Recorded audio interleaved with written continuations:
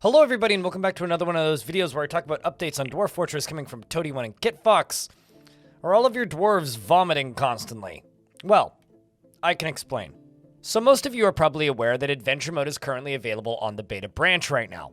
However, there is an update to the main branch as well, which is largely what I'm going to be talking about in this video.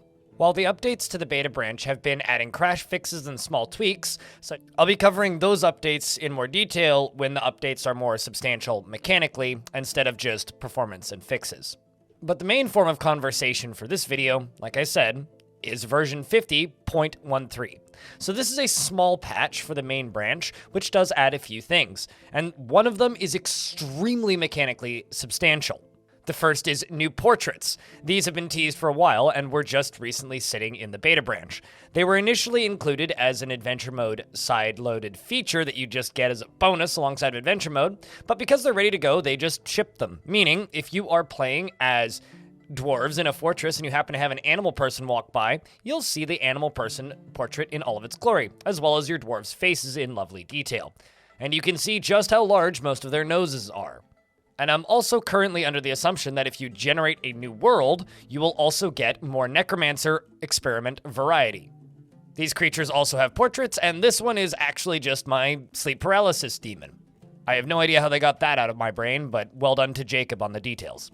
Next up are some major bug fixes, and one of them is a doozy. They fixed some statue-related crashes, some syndrome-related crashes, some temperature-related crashes, some empty kitchen menu issues where the kitchen menu was missing certain things, and also fixed a multi-kill squad orders, meaning it's way easier now to just group select. Personally, I never actually read into this issue, but apparently if you would group select enemies and one of them was unreachable, they would just yell about the target being unreachable and give up. I don't think I ever read into that somehow, but regardless, it's been fixed now, so you can use multi-kill orders with your squads more effectively now.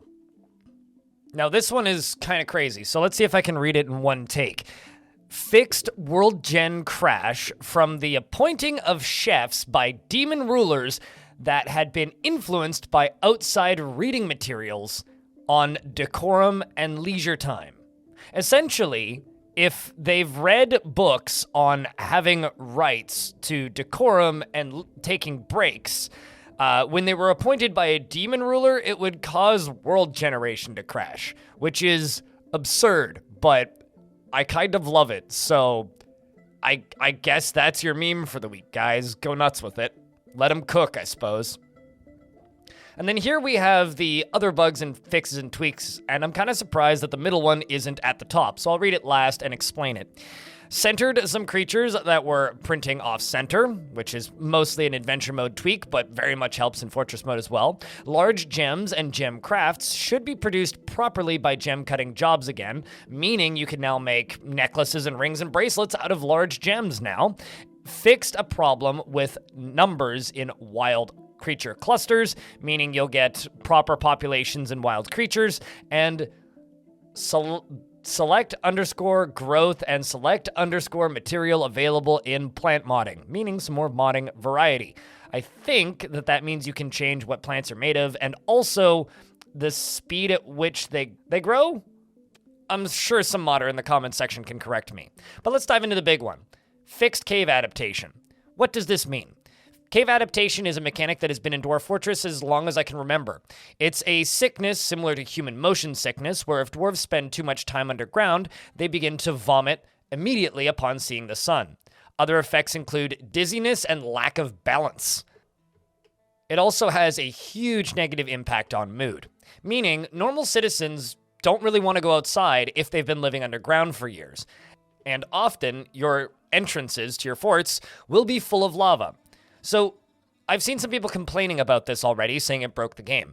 Just know that for all of us old players, I'm actually quite excited to have one of my favorite mechanics back. This means that when you are building your fortresses, you have to plan ahead for skylights, and also set up areas where dwarves are forced to walk outside. This does two major things. One, it forces you to build fortresses that are slightly more surface accessible, making enemies and fun able to get in easier. Or two, you have to completely commit to building entirely underground. If you want to build an underground enclosed fortress, you have to commit to it. And if you want to be able to assault assault things on the surface with the military effectively without making them all turn into crying vomit monsters. You may actually build your military barracks, or at least the outgoing military barracks, closer to the surface or even above ground. It essentially forces you to build things in really interesting ways, and I'm very happy that this mechanic is back, even though I think some may find it frustrating initially.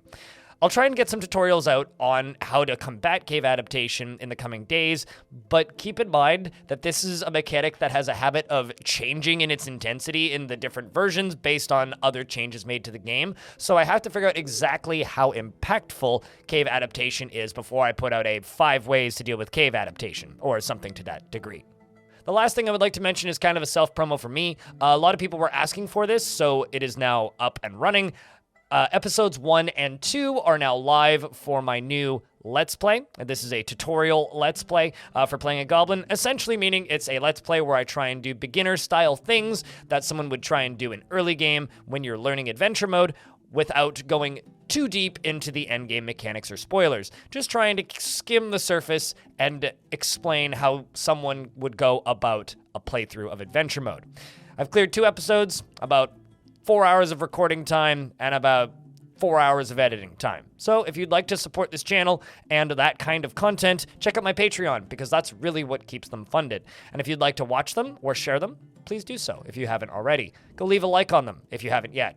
I mean, also like this video, that would be cool, but honestly, at this point for me, those ones are the higher priority. Thank you very much for watching this video. Take care of yourselves, say something nice to somebody, and I hope to see you in the next one. And mind the sun, you might puke.